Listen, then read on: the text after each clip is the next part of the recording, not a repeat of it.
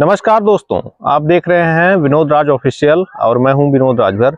आज आप लोगों के सामने एक नए मुद्दे पर हम लोग चर्चा करने वाले हैं। बीते दिनों कई दिनों से त्यौहार था, त्यौहार की वजह से मेरी कई वीडियोस नहीं आ पाई और बीच में थोड़ा सा कुछ मामले को लेकर के डिस्टर्ब था, इसीलिए जो है काफ़ी दिनों से मेरी वीडियो नहीं आ रही हैं। लेकिन आज हम लोग जो है फाइनली आज हमने फिर से जो है वीडियो लाना शुरू कर दिया है और लगातार अब जो है हर हफ्ते जो है आपको लगातार 2-3 खबरें हर हफ्ते में जो आप लोगों को देखने को मिलेंगी और अच्छी खबरें देखने को मिलेंगी। जो गोदी मीडिया नहीं दिखाता है हम उससे दिखाएंगे। आपको बता दूं अभी जो है कई राज्यों में चुनाव चल रहे हैं। चुनाव को लेकर के राहुल गांधी लगातार कैंपेनिंग कर रहे हैं, लगातार लोगों से मिल रहे हैं, लगातार चुनाव प्रचार में जुटे हैं। इस दौरान वह तमाम लुभावने वादे भी कर रहे हैं। वहीं नरेंद्र मोदी भी लगातार जो है प्रचार प्रसार में जुटे हैं। कुल मिलाकर के राहुल गांधी और नरेंद्र मोदी दोनों लोग चुनाव प्रचार में हैं। नरेंद्र मोदी की सरकार पिछले कई वर्षों से है, जिसे आप देख भी रहे हैं। लगातार बढ़ रही महंगाई को लेकर के जिस तरह से जनता त्रस्त है, अन्य कई मुद्दों पर मोदी सरकार पूरी तरह से फेल है। हम साफ तौर पर कहेंगे कि कई मुद्दों पर मोदी सरकार पूरी तरह से फेल है। जबकि राहुल गांधी भी तमाम वादे कर रहे हैं, उनकी भी सरकार बनती है तो वह कितने हद तक सफल हो पाते हैं और कितने वादों को पूरा कर पाते हैं, या तो देखने वाली बात होगी। लेकिन फिलहाल जो है वह वादे, तमाम तरह के वादे कर रहे हैं। कई राज्यों में जो वादा किया था वह दावा कर रहे हैं कि उन्होंने पूरा किया। उन्होंने साफ तौर पर कहा है कि हमने कई राज्यों में जो चुनाव हुए हैं जिसमें हमारी सरकारें आई हैं, हमने उसमें जो वादे हैं उनको पूरा किया है। अब ये मैं पहले आपको वीडियो दिखाता हूं राहुल गांधी का, उसके बाद हम लोग बात करेंगे। वीर नारायण सिंह जी की जन्मभूमि है, गुरु घासीदास कबीर जी की कर्मभूमि है। यहां आकर आज मुझे बहुत खुशी हो रही है।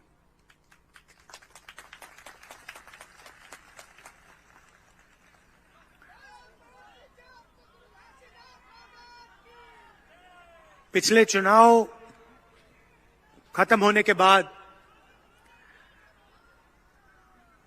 छत्तीसगढ़ के चीफ मिनिस्टर से मेरी पहली मीटिंग हुई। 10-15 मिनट की मीटिंग थी और उसमें मैंने उनको एक दो चीजें साफ कही। पहली चीज मैंने कही कि देखिए,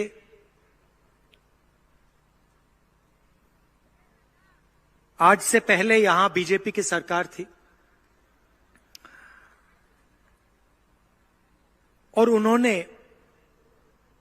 पूरा का पूरा जो काम किया वो अरबपतियों के लिए, अदानी के लिए, बड़े बड़े कॉन्ट्रैक्टर्स के लिए किया था।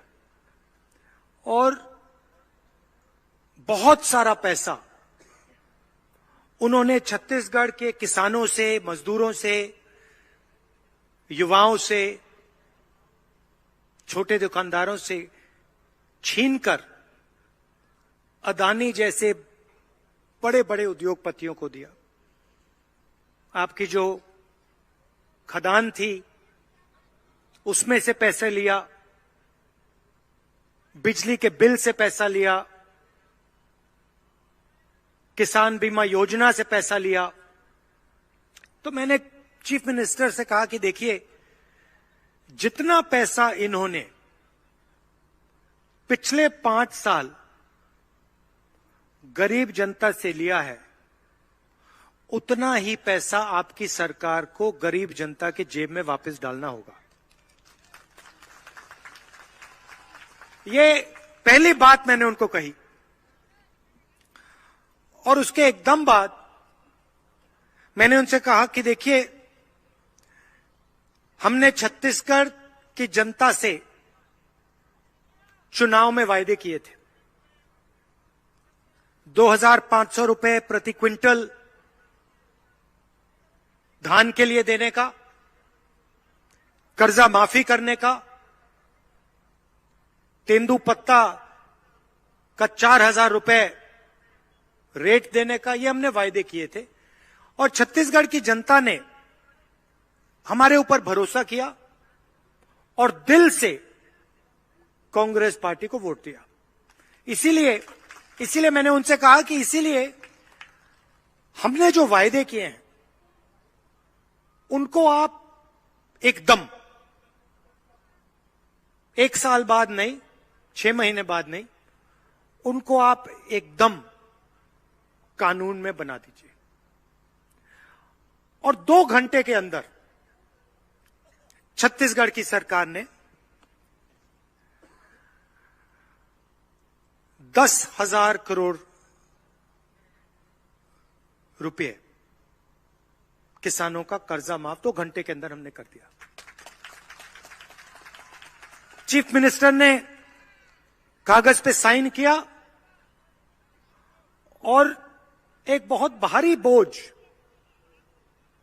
जो किसानों के कंधों पर था, किसी को दिखता नहीं था मगर था, एक सिग्नेचर ने उस बोझ को हमेशा के लिए उतार दिया। उसके बाद जब भी छत्तीसगढ़ में किसान धान खरीदता है, सीधा उसको 2,500 रुपए कम से कम मिलते हैं। भाइयों और बहनों, छत्तीसगढ़ में धान के लिए देश में सबसे ज्यादा पैसा मिलता है। नंबर 1 पे छत्तीसगढ़। हम वहां नहीं रुके। कुछ देर बाद चीफ मिनिस्टर से बात हुई और मैंने उनको याद दिलाया कि हमने 2014 में नेशनल जो कैंपेन था उसमें न्याय योजना का वायदा किया था और हमें ऐसी एक योजना छत्तीसगढ़ के किसानों के लिए शुरू कर देनी चाहिए। कुछ ही दिनों में छत्तीसगढ़ के चीफ मिनिस्टर ने मुझे फोन करके कहा, राहुल जी, हमने निर्णय ले लिया है, 23,000 करोड़ रुपए 26 लाख किसानों के बैंक अकाउंट में हम डाल रहे हैं। और फिर उन्होंने मुझसे एक और बात कही कि राहुल जी, हमने किसानों के लिए इतना काम किया, अब हम मजदूरों के बैंक अकाउंट में हर साल 7,000 रुपए डाल रहे हैं। यह सब हमने किया। आप जानते हो, मैं जानता हूं, बीजेपी के नेता जानते हैं, हमने छत्तीसगढ़ में इंग्लिश मीडियम स्कूल का जाल बिछा दिया। 380 स्वामी आत्मानंद स्कूल कोने कोने में हमने खोल दिए। अभी पिछली मीटिंग के बाद मुझे बहुत खुशी हुई। पिछली मीटिंग के बाद सड़क से निकल रहा था, घर के सामने 2-3 बच्चे खड़े थे, मैंने गाड़ी रोकी, बच्चों से बात की। छोटी सी लड़की थी, मैंने उससे पूछा, भाई क्या हो रहा है, क्या पढ़ रही हो? मुझे कहती है, राहुल जी, मैं स्वामी आत्मानंद स्कूल में अंग्रेजी पढ़ रही हूं।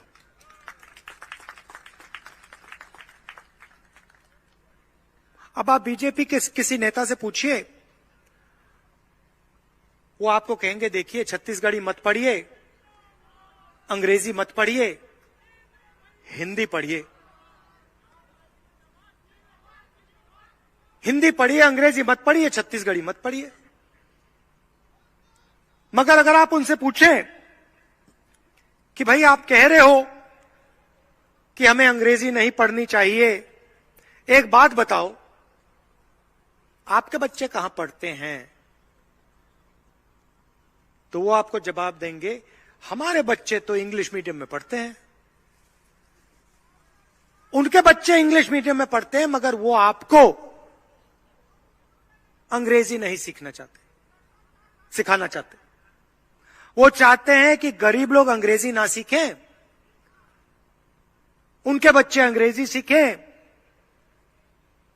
कॉल सेंटर में वो काम करें, आईटी का काम वो करें, लाखों रुपए की सैलरी वो ले जाएं, आप ना ले जाओ। हम कहते नहीं, हिंदी सीखो, छत्तीसगढ़ी सीखो, अंग्रेजी सीखो। छत्तीसगढ़ी छत्तीसगढ़ में बात करने के लिए, हिंदी उत्तर प्रदेश, बिहार, मध्य प्रदेश में बात करने के लिए, और किसी विदेशी व्यक्ति से बात करनी हो, विदेश जाना हो, बड़ा सपना देखना हो तो अंग्रेजी। ये सोच में फर्क है। अब मैं आपको बताता हूं, चीफ मिनिस्टर से मेरी बात हुई, कुछ दिन पहले बात हुई, और मैंने उनसे कहा, बघेल जी, हमने अब किसानों की जो नींव है वो मजबूत कर दी है। किसानों को हमने गारंटी दी है कि जेब में पैसा आ रहा है, धान के लिए सही रेट मिलता है, कर्जा उतर गया है। अब हमें अगले लेवल पे जाना है। अगला लेवल क्या है? अगला लेवल मैंने आपके चीफ मिनिस्टर से कहा, जैसे ही हमारी दिल्ली में सरकार आएगी, जो 2024 में आने जा रही है, छत्तीसगढ़ में हम 2 या 3 इंटरनेशनल एयरपोर्ट लगा देंगे। अब बात समझिए, आज आपको 2600 धान के लिए मिलता है। हमने कह दिया है चुनाव के बाद ये 3200 तक जाएगा, रुकेगा नहीं है। हमने कह दिया है 3200 तक ये बढ़ता हुआ जाएगा। 200 यूनिट बिजली के हमने फ्री कर दिए, 40 लाख परिवारों को फायदा होगा इससे। केजी टू पीजी छत्तीसगढ़ को मुफ्त में हम शिक्षा देने वाले हैं। आपको 1 रुपया नहीं देना होगा। बीजेपी के लोग स्कूल कॉलेजेस को प्राइवेटाइज करते हैं, अस्पताल को प्राइवेटाइज करते हैं, अदानी को देते हैं। हम सरकारी स्कूल, सरकारी कॉलेज, सरकारी अस्पताल बना के आपका मुफ्त में इलाज करवाते हैं, मुफ्त में आपकी शिक्षा दिलवाएंगे। तो हमने नींव खड़ी कर दी है। अगला कदम क्या है? अगला कदम इंटरनेशनल एयरपोर्ट के माध्यम से जो आप यहां उगाते हो, चाहे वो धान हो, सब्जी हो, टमाटर हो, आलू हो, उसको विदेश में बेचने का हमारा प्लान है कि छत्तीसगढ़ का किसान सीधा अपना माल हिंदुस्तान में नहीं, अमेरिका में, जापान में, इंग्लैंड में, जर्मनी में सीधा अपना माल वहां बेचे, तो उसे हिंदुस्तान का रेट नहीं, दुनिया का रेट मिले। तो ये हमारा प्लान है। अब देखिए, नरेंद्र मोदी जी आते हैं, जहां भी जाते हैं मेरे बारे में गलत शब्द प्रयोग करते हैं, गाली देते हैं, मुझे उल्टी सीधी बात करते हैं। अच्छा है, मुझे कोई फर्क नहीं पड़ता। देखिए, मैंने आपको अपना लक्ष्य पहले ही बता दिया। मुझे वो कोई भी नाम बोले, मुझे कोई फर्क नहीं पड़ता। मेरा लक्ष्य है, जितना पैसा नरेंद्र मोदी अदानी को देता है, उतना पैसा मैं गरीबों को दूंगा। मैं गिन रहा हूं, 1 रुपया आप अदानी को दोगे, 1 रुपया मैं गरीबों को दूंगा। हर पैसे, जितने पैसे आप दोगे उतना मैं गरीबों को दूंगा, किसानों को, मजदूरों को, छोटे दुकानदारों को, बेरोजगार युवाओं को। और मैं आपको दिखाऊंगा कि असली राजनीति अरबपतियों को मदद करने से नहीं होती है। असली राजनीति किसानों, मजदूरों, छोटे व्यापारी, बेरोजगार युवाओं की मदद करने से होती है। मैं आपको दिखा दूंगा। आपको जो बोलना है बोलो,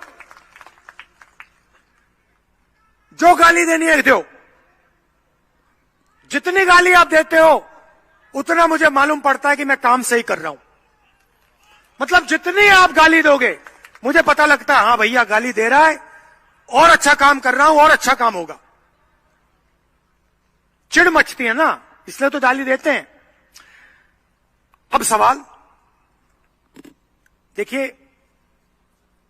यहां पे ओबीसी भाई बहन बहुत हैं। मैं आपसे पूछना चाहता हूं, आप देश की रीढ़ की हड्डी हो, देश में आपकी आबादी क्या है? आप कितने हो देश में? देखो यहां पे हजारों लोग खड़े हैं, मैं सवाल पूछ रहा हूं, देश में ओबीसी की आबादी क्या है? कोई जवाब नहीं दे सकता। सन्नाटा छा गया है, किसी को नहीं मालूम। भाइयों और बहनों, पिछड़ों की इस देश में कम से कम 50% आबादी है। हमने कर्जा माफ किया, 50% आबादी ओबीसी की। हम बिजली बिल देते हाफ देते हैं, 50% ओबीसी की आबादी को फायदा। 500 रुपए हम सिलेंडर पे आपको सब्सिडी देने जा रहे हैं, 50% ओबीसी का फायदा। नरेंद्र मोदी जी 14 लाख करोड़ रुपया कर्जा माफ करते हैं, अरबपतियों को फायदा हो जाता है, एक ओबीसी को फायदा नहीं होता।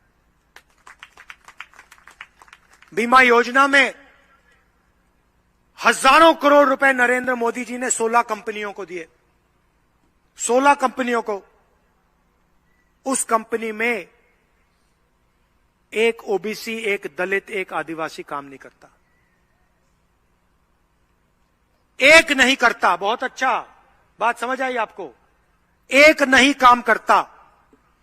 अदानी की कंपनी में मुझे ओबीसी दिखा दो, लिस्ट निकालो उसकी कंपनी की, आपको कंपनी में एक पिछड़ा नहीं मिलेगा, एक दलित नहीं मिलेगा, एक आदिवासी नहीं मिलेगा। उसको देश के एयरपोर्ट पकड़ा दिए, अभी यहां पे सीमेंट प्लांट पकड़ा दे दिया, सड़कें दे दी, पोर्ट्स दे दिए, खेती की स्टोरेज दे दी, कोयला के खदान दे दिए। उसकी कंपनी में एक ओबीसी नहीं है, एक दलित नहीं है, एक आदिवासी नहीं है। हमारी सारी योजना देख लो, मनरेगा 50% ओबीसी, दलित, आदिवासी। भोजन का अधिकार 50% ओबीसी, दलित, आदिवासी। कर्जा माफ, दलित, आदिवासी, ओबीसी। हमारे काम देखो, उनके काम देखो। फिर वो कहते हैं हम ओबीसी की सरकार चलाते। कहां चलाते हो ओबीसी की सरकार? पैसा तो आप सब अंदाजी को देते हो। ओबीसी को आपने कौन सा पैसा दिया है? जीएसटी से ओबीसी का फायदा हुआ क्या? कर्जा माफी से हमने आपका फायदा किया, जीएसटी से आपका फायदा हुआ क्या? नुकसान हुआ। तो जब मैंने जाति जनगणना की बात शुरू की, जब मैंने सवाल पूछना शुरू किया कि भैया हिंदुस्तान में ओबीसी की आबादी कितनी है, उस दिन से नरेंद्र मोदी जी मुझे गाली देना शुरू कर दिए। हर रोज नई गाली। पहले कहते थे मैं ओबीसी हूं,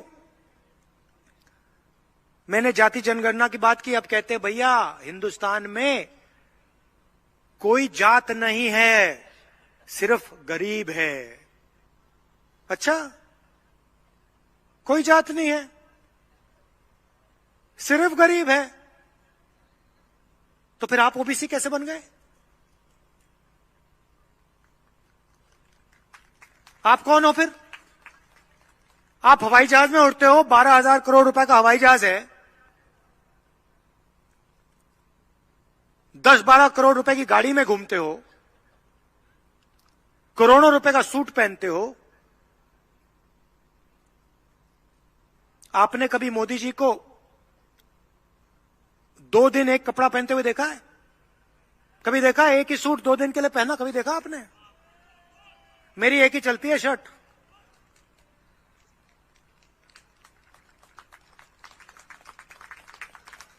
यही सफेद शर्ट चलती है मेरी। उनको देखो हर रोज नया कपड़ा, कभी सूट पहनेंगे, कभी शॉल पहनेंगे, अचकन पहनेंगे, काले चश्मे पहनेंगे, हवाई जहाज में उड़ेंगे। मगर जब ओबीसी को मदद करने की जरूरत आई, जब समय आया, तो देश में ओबीसी नहीं है, देश में कोई जाति नहीं है, सिर्फ गरीब है भाइयों बहनों। मैं आपको बताता हूं प्रधानमंत्री ने यह क्यों बोला। 90 लोग इस देश को चलाते हैं, सरकारी अफसर हैं, दिल्ली सरकार को चलाते हैं, आईएएस अफसर हैं। हिंदुस्तान का बजट, पूरा का पूरा बजट, पैसा कहां जाएगा, कितना कहां जाएगा, शिक्षा में कितना जाएगा, स्वास्थ्य में कितना जाएगा, रक्षा में कितना जाएगा, सड़कों के लिए कितना जाएगा, ये 90 लोग निर्णय लेते हैं। मैंने पार्लियामेंट में सवाल पूछ लिया कि मोदी जी, आबादी 50%, 90 अफसरों में से ओबीसी कितने? नरेंद्र मोदी जी ने जवाब नहीं दिया। मैंने पूछा, अपने भाषण में देश को बता दो, 90 अफसरों में से ओबीसी कितने, दलित कितने, आदिवासी कितने? चुप हो गए। आज मैं आपको बताने आया हूं, 90 में से 3 अफसर ओबीसी हैं, कोने में बैठे रहते हैं, उनको काम नहीं दिया जाता। अगर हिंदुस्तान की सरकार 100 रुपए खर्च करती है, तो जिन लोगों की 50% आबादी है, वो 5 रुपए का निर्णय लेते हैं। ओबीसी अफसर 5 रुपए का निर्णय लेते हैं 100 में से। 3 अफसर बैठे हैं, कहां है आपकी भागीदारी? कहां ओबीसी की सरकार? नरेंद्र मोदी जी की गारंटी अदानी की गारंटी है।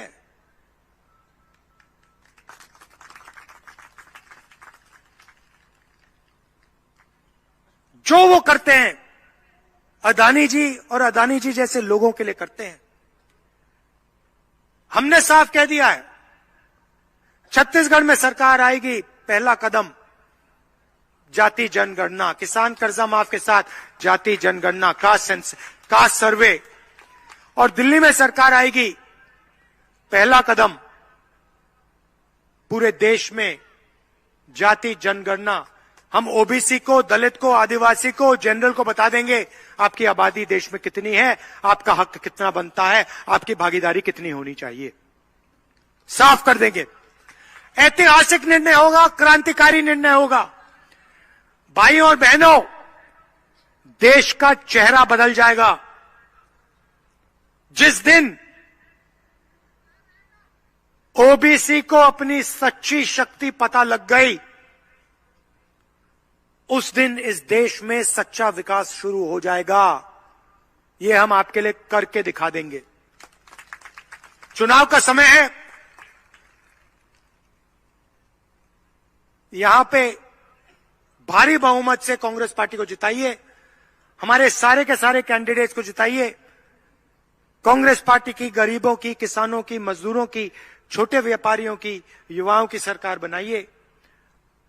अदानी की सरकार मत बनाइए, बीजेपी की सरकार मत बनाइए। आप सब यहां आए, दिल से आपका मैं धन्यवाद करता हूं। नमस्कार, जय हिंद।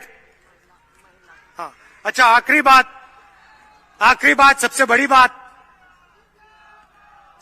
बात,